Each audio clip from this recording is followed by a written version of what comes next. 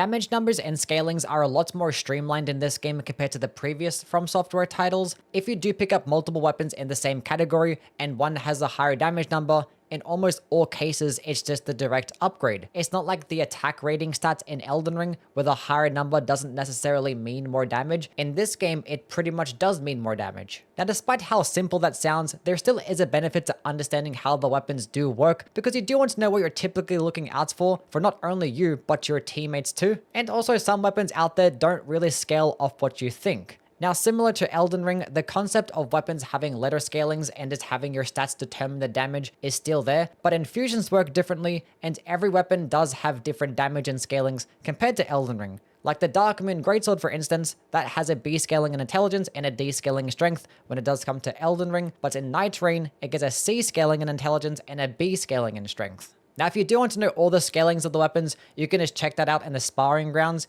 and you can just check the character scalings in the visual codex, but there are still a handful of things that the game does not describe, which I will get into later. But just to summarize the whole scaling situation, all physical damaging weapons inside of their own category get the exact same scalings, and all weapon types are balanced around this. There are some outliers, but I can talk about those later as well. So for instance, if something gets an S scaling in dexterity, it would get an E scaling in strength, and vice versa. If something gets an A scaling in one stat, it's going to get a D scaling in the other. If one gets a B scaling, then yeah, the other one's going to end up getting a C scaling. Now there are two weapon types that don't follow this trend and actually get a B scaling in both dexterity and strength, and that's the straight swords and the curved greatswords. So these are pretty much good to use for no matter what character. Now on screen right now, I'm going to show off all the weapon categories that scale much better off dexterity.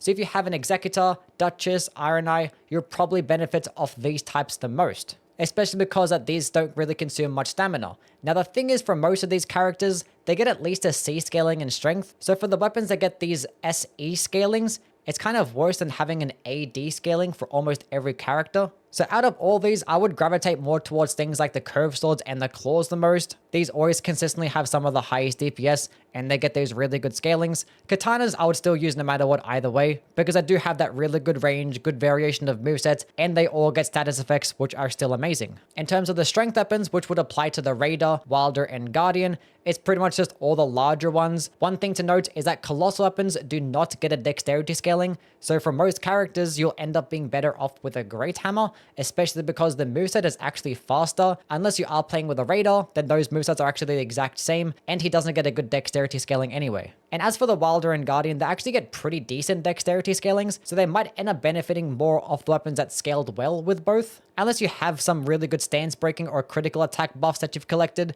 then the larger weapons might just be better. But pretty much any one of these that I have on screen right now are good for any character because they scale well off both strength and dexterity. Like if you see a good fist weapon or a twin blade, just use it. The whole game is trial and error anyway, so don't be afraid to experiment. Now, if you remember, I said these were about the physical weapons, the weapons that do pure physical damage. Weapons that get elemental damage, like fire, magic, and holy, don't necessarily work the same way. Pretty much most of the purple and gold weapons will do this particular type of element, and therefore most likely get a scaling in faith or intelligence, sometimes even arcane. Now for these weapons, they get a slightly worse scaling in strength and dexterity, but they would get a C or D scaling in faith or intelligence in return. For instance, a physical damaging curved sword gets an A scaling in dexterity, but an elemental one, like the magma blade, gets a B scaling in dexterity and only a D scaling in faith. And this is pretty much true throughout the entire game, so that's why weapons like the Dark Moon Greatsword or Wing of Astel actually do more damage with the Wilder and Executor than they would with the Recluse. And unfortunately, this is also true for the unique skills. Every single unique skill like the Blasphemous Blade skill, Glintstone Chris, Black Knife, Holy Bubbles,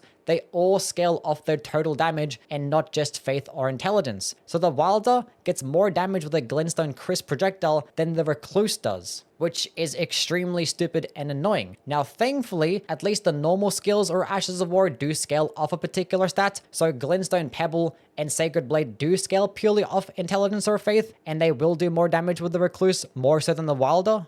Now, I don't know why they decided to add it for one and not the other. And also, it is pretty easy to distinguish which one is a unique skill or a normal skill if you are an Elden Ring player, but if you're new to Elden Ring, then it's going to be kind of hard. For the most part, it does always come down to like its rarity. If it's purple or gold, more likely than not, it's going to be a unique weapon with a unique skill, but the game still doesn't explain it. Like Spectral Lance, for instance.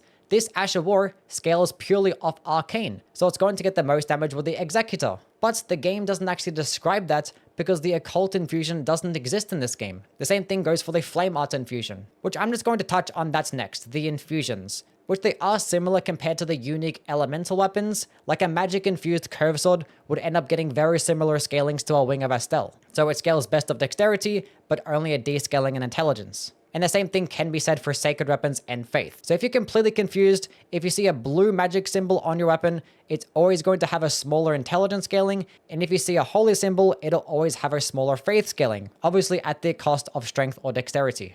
Now, when it comes to fire infusions, unfortunately, you're just going to have to know, because the ones that typically cannot be infused will come with a faith-based scaling, and the ones that can be infused will not come with a faith-based scaling. And for those fire infusions and lightning infusions as well, the scalings remain the exact same. So a fire longsword pretty much gets the same scalings as a normal longsword and very similar damage, but it does like split fire damage instead. Now, as for all the status effects, as I mentioned in my Executor video, all of them now scale off Arcane. Before, where things like Frost or Scarlet Rot scaled off nothing, they now can scale off Arcane. But it still is just going to be the status effect buildup. So cold infusions have their damage still scaling most of strength and dexterity and slightly intelligence, just like the magic infusion. And yes, the cold-based projectile skills will scale it purely off intelligence too, but when it does come to how fast you can proc the Frost status effect, that is going to scale off how much Arcane you have. And honestly, it's not that big of a difference either way. But when it does come to poison and bleed infusions,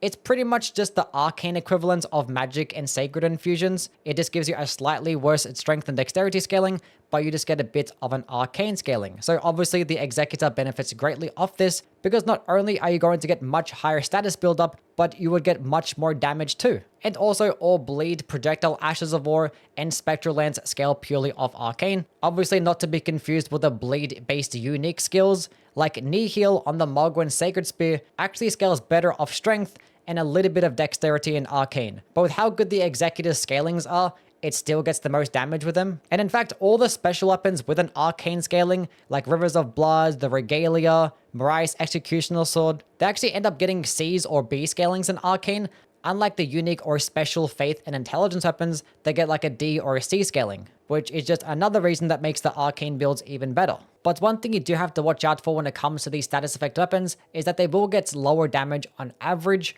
In most cases, a lot of the weapons will just get the exact same damage in their own category, but the ones that might come with a status effect will just end up getting a little bit lower. Like the Forked Hatchet, for example, just gets the lowest damage out of all the axes, but it just gets bleed in return. But funnily enough, this damage balancing doesn't account for weapon speeds. The Battle Axe gets just as much damage as the Hand Axe, but the Hand Axe is actually faster. So once again, this is like another case of having Elden Ring weapon knowledge be a big benefit. Now, there are some weapons that get slightly different scalings compared to the rest of their class. Things like the Coated Sword and the Cypher Parter are just like they are in the base game. They get a pure S scaling in Faith and no scalings anywhere else. So if you ever find this weapon, completely avoid it unless you have a really good Faith scaling, like the Recluse. This is a weapon that you would want the most, especially the Coated Sword, because it could actually make your melee damage be just as good as every other character. Also to note, when it does come to the scalings of the catalysts, all staves purely scale off intelligence, and all seals scale purely off faith. So no, the Clawmark seal doesn't get a strength scaling, the Dragon Communion seal does not get an arcane scaling. It's just going to be for those two stats. So even though the Recluse has little to no melee options, she almost has an entire monopoly on spell-based builds with her S scaling in both intelligence and faith. So the real unfortunate loser out of all of this is the Revenant, because yeah, the Revenant doesn't get good scalings in basically anything except for faith, but there's no real way to actually get her FP back. So she's very limited as to how you can build around her optimally. Pretty much forced to use your starting weapon and upgrade it every single run, which is kind of unfortunate. Yes, it does get a pretty good faith scaling, and yes, it is pretty cool, but the weapon is very slow, and the damage really just isn't there. I'll end up covering her at a later date as I'm going through all these Nightfarer guides. And the last weapons that do have slightly different scalings would be the clubs. none of them get dexterity scalings, so they're pretty much going to get less damage than all the other weapons unless you're using the Raider. But yeah, that's pretty much it for this one. If it was a bit too much information and if it was confusing, just ask some questions down in the comments below, or feel free to follow me on Twitch. I'm live there pretty much every day, and you can just ask me questions in real time, and hopefully I have an answer for you. Anyway, catch you guys in the next. See ya.